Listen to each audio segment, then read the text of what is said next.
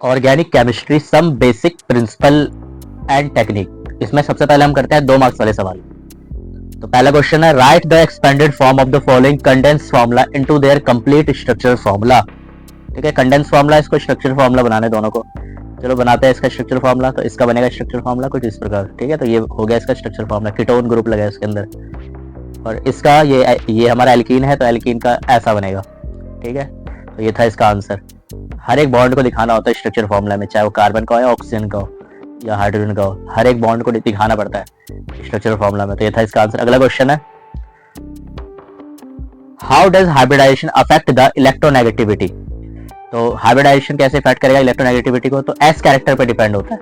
The greater the S character of the hybrid orbital the greater is the electronegativity. यानी जितना ज्यादा S character होगा उसके अंदर उतना ज्यादा क्या होगा, इलेक्ट्रोनेगेटिविटी होगा। ठीक है, next, why is sp hybrid orbital more electronegative than sp2 और sp3 hybridized orbital। ठीक है, तो इसका ये रीजन है क्योंकि sp में जो होता है ना, sp हमारे जो 50% होता है इसमें कैरेक्टर। ठीक है, s का, जबकि sp2 sp3 में क्या होता है, इससे कम होता है परसेंटेज के हिसाब से। s का कैरेक्टर ज्यादा होता है sp में, that's why character is more electronegative than sp2 and sp3 और हाइब्रिडाइज्ड ऑर्बिटल। तो ये था इसका आंसर। अगला क्वेश्चन है, अच्छा इन्होंने यहाँ पे एग्जांपल दे दिया हाइड्रोक्साइल ग्रुप जो होता है ये सब। ठीक है, तो अगला है, give two example of aliphatic compound. 2 aliphatic compound के एग्जांपल देने हैं। तो ये देखो इन्होंने दे दिया एलिफैटिक में साइकिल नहीं होता। ठीक है, नॉर्मली होता है, स्ट्रेट चेन बनता है, वो एलिफैटिक होता है। ये हमारा एलिफैटिक है। ओके, नेक्स्ट है एलिसाइक्लिक बताना है। एलिसाइक्लिक ये होता है एलिसाइक्लिक। ठीक है, इसको कहेंगे एलिसाइक्लिक। साइक्लोप्रोपेन और साइक्लोहेक्सेन एलिसाइक्लिक है, या फिर साइक्लोहेक्सीन टेट्राहाइड्रोफ्यूरॉन की बात करें तो ये क्या है, एलिसाइक्लिक है। अगला क्वेश्चन है, for each of the following compound write a condense formula and also their bond line formula. इसका बॉन्ड लाइन फार्मूला भी बनाना है और कंडेंस फार्मूला भी बनाना है। ठीक है, तो पहले इसका कंडेंस बनाते हैं। कंडेंस फार्मूला क्या बनेगा, ये बनेगा इसका कंडेंस फार्मूला। ठीक है, CH2 5 बार आ जाएगा यहाँ पे, CH2 5 बार है और यहाँ CH3 2 बार है। ये कंडेंस फार्मूला बन गया इसका। ओके, और इसका बनाना है हमें कंडेंस फार्मूला, तो ये बन गया। अब इसका बॉन्ड लाइन बनाते हैं, तो बॉन्ड लाइन बनेगा कुछ इस प्रकार। ये आ गया इसका आंसर। ठीक है, अगला क्वेश्चन आता है, क्वेश्चन में क्या बोला है, write the structure formula of P nitroaniline 2,3 dibromo 1 phenyl pentane. तो पैरा पे दिखाना है नाइट्रो को, तो पैरा पे नाइट्रो दिखा दे, और एनिलीन होता है हमारा NH2 ग्रुप के साथ जब जुड़ा हो बेंजीन तो एनिलीन हो जाता है।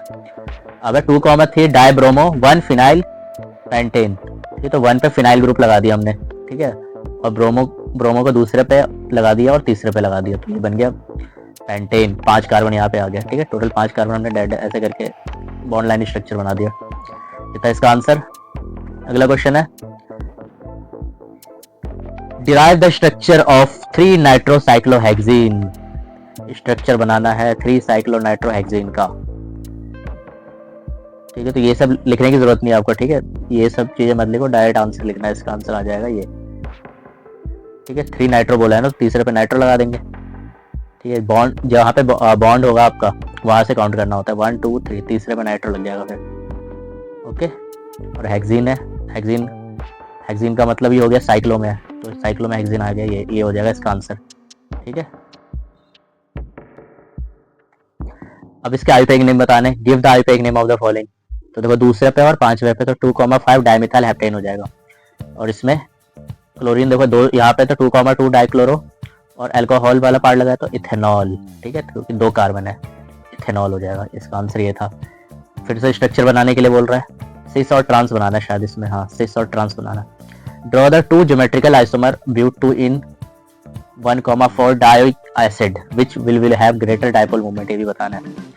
ठीक है, देखो ये हमारा सिस है, सिस का नाम क्या होगा, ब्यूट 2 इन 1,4 डायो। ठीक है, डायोइक एसिड, इसका क्या होगा, मोर डाइपोल मूवमेंट होगा।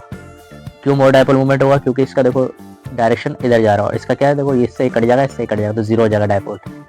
ओके, तो इसका ये इधर जाएगा, इसका यहाँ पे जाएगा एरो, तो डाइपोल मूवमेंट हो जाएगा इसका ग्रेटर हो जाएगा इससे ज़्यादा, तो इसका जीरो हो जाएगा क्योंकि एक दूसरे को कैंसिल आउट करेंगे, ये दोनों कैंसिल आउट कर रहे हैं और ये दोनों हाइड्रोजन और कैंसिल आउट कर रहे हैं, तो जीरो हो जाएगा।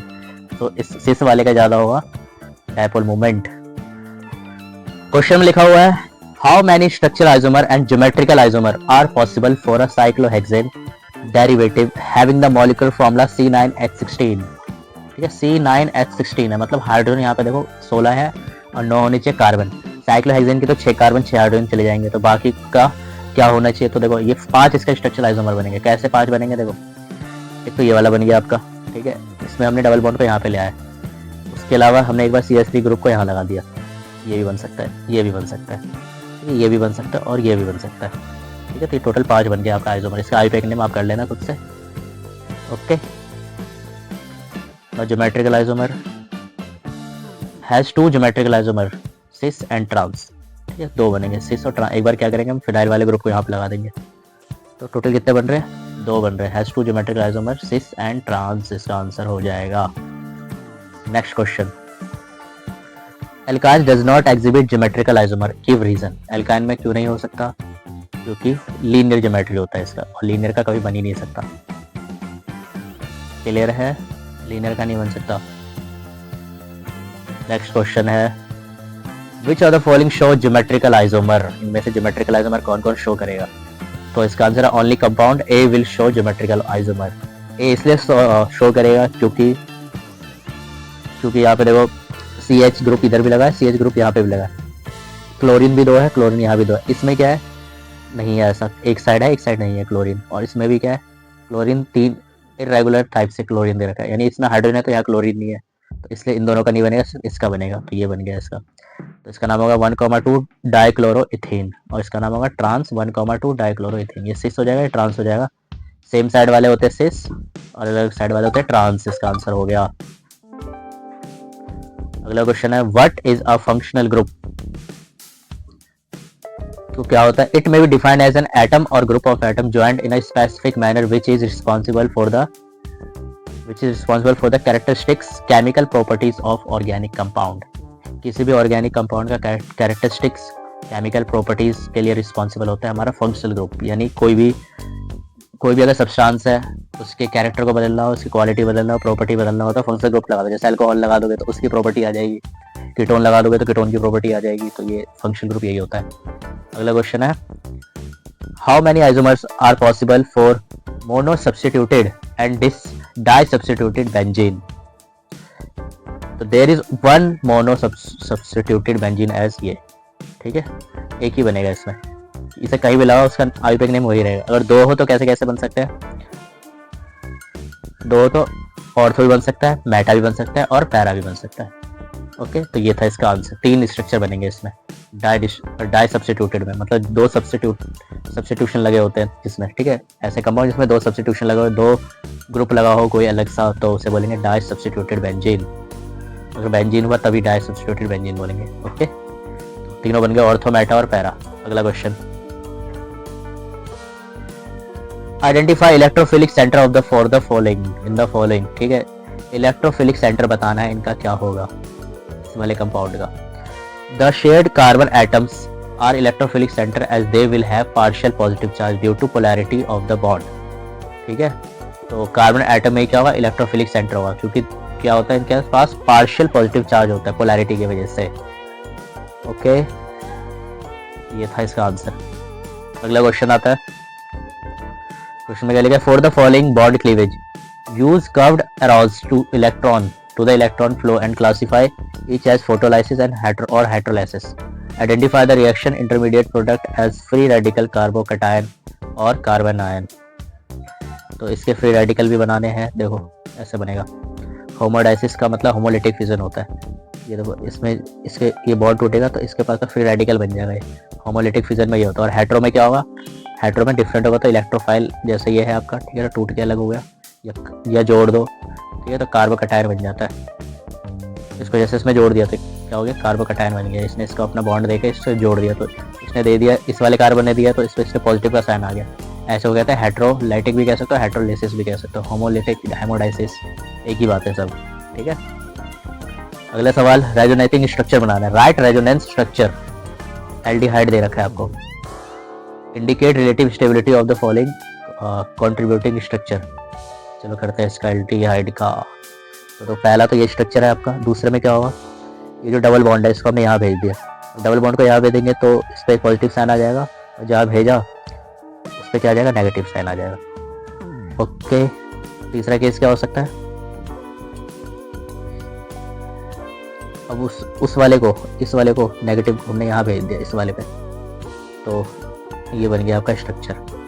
आया समझ, ये था इसका आंसर। 3 स्ट्रक्चर बन गया। स्टेबिलिटी की बात करें तो पहला ज़्यादा स्टेबल है, दूसरा कम, तीसरा उससे कम। ये इसका रेजोनेटिंग स्ट्रक्चर है।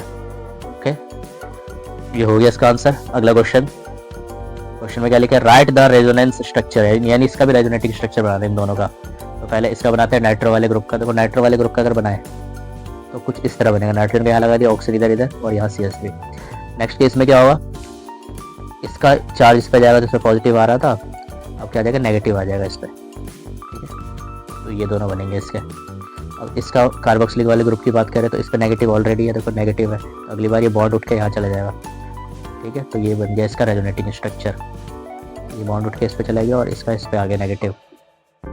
ये था इसका आंसर। ठीक है, अब बारी है 3 मार्क्स वाले सवाल की। ठीक है, 3 मार्क्स के क्वेश्चंस। पहला सवाल, what is the shape of the following molecule. इसके शेप बताने हैं। H2CO। ठीक है, तो क्या है यहाँ पे देखो, एक पाई बॉन्ड है, बाकी सिग्मा बॉन्ड है, तो ये sp2 हाइब्रिडाइज हो जाएगा। और इसका स्ट्रक्चर कैसा होगा, ट्राइगोनल प्लानर, यानी शेप है इसका ट्राइगोनल प्लानर। इसमें देखो सारे क्या है, डबल बॉन्ड और सिंगल बॉन्ड है, सिग्मा बॉन्ड है, sp3 हो जाएगा इसमें। तो टेट्राहेड्रल है इसका स्ट्रक्चर यानी शेप। नाउ इसकी बात करें तो इसमें देखो 2 पाई है, तो sp हाइब्रिडाइज हो जाएगा, sp हाइब्रिडाइज, और ये है लीनियर इसका शेप। नेक्स्ट क्वेश्चन, क्वेश्चन में क्या लिखा है, giving justification categories the following molecules और आयंस एज न्यूक्लियोफाइल और इलेक्ट्रोफाइल। बताना इनमें से कौन से इलेक्ट्रोफाइल है और कौन से न्यूक्लियोफाइल है। तो न्यूक्लियोफाइल कौन से होंगे, जिसपे नेगेटिव लगा होगा। ये लो, ये न्यूक्लियोफाइल है, क्योंकि have unshared pair of electron which can be donated and shared with an electrophile। ठीक है, इलेक्ट्रोफाइल से अपने साथ शेयर कर लेगा, इसलिए इसके पास न्यूक्लियस की कमी है। अब जिसके पास न्यूक्लियस की कमी ना हो, यानी वो क्या होगा, इलेक्ट्रोफाइल होगा, यानी इसको इलेक्ट्रॉन की कमी है। इलेक्ट्रॉन की कमी है तो इलेक्ट्रोफाइल, यानी ये सारे क्या है, हमारे इलेक्ट्रोफाइल है। Have only 6 electron which can be accept electron from a nucleophile. तो ये था इसका आंसर। अगला क्वेश्चन, क्वेश्चन में क्या बोला है, using curved arrow notation show the formation of reactive intermediate when the following covalent bond undergoes heterolysis is cleavage. Using curved arrow से बताना है हेटेरोलिसिस क्लीवेज का। तो पहले इसका बताते हैं। तो इसमें अगर मैं हेटेरोलिसिस क्लीवेज की बात करूँ तो इस पर आएगा पॉजिटिव साइन, इस पर आएगा नेगेटिव साइन, ये लो हो गया। अब इसकी बात करते हैं तो CN पे नेगेटिव आ जाएगा, आ गया देखो CN पे नेगेटिव। नेक्स्ट अब किसकी बारी है, इसकी कॉपर वाले की बारी। तो कॉपर में Cu पे पॉजिटिव आएगा, इस पर नेगेटिव आएगा, क्योंकि ये ज़्यादा इलेक्ट्रोनेगेटिव होता है। जो ज़्यादा इलेक्ट्रोनेगेटिव होता है वो एलिमेंट खींच लेता है अपनी तरफ, इलेक्ट्रॉन को खींच लेता है वो एलिमेंट। ठीक है, तो ये इसका आंसर था। क्वेश्चन में क्या लिखा है, बेंजाइल कार्बोकटायन, कार्बोनेशन नहीं होगा, कटायन होगा। ठीक, benzyl carbocation is more stable than ethyl carbocation, justify. क्यों ज़्यादा स्टेबल है, in ethyl carbocation there is only hyperconjugation of the 3 alpha hydrogen atoms and as a result the following contributing structure are feasible। देखो ये सब बन रहे हैं इसके अंदर इथाइल में। ठीक है, तो ये ऐसे बन सकते हैं। देखो यहाँ से इसका बॉन्ड टूटा तो डबल बॉन्ड आ गया, और एक बार और टूटे तो H पे प्लस आ जाएगा, एक बार और टूटेगा तो इस वाले पे प्लस आ जाएगा, तो अलग अलग पे प्लस आ रहा है। ठीक है, इसलिए अल्फा हाइड्रोजन पे क्या हो रहा है हमारा, लेकिन उसमें क्या होगा, but benzyl carbocation is more stable due to presence of resonates and the following resonative structure are possible. ठीक है, अगला क्वेश्चन है, which are the following pairs of structure do not constitute resonance structure.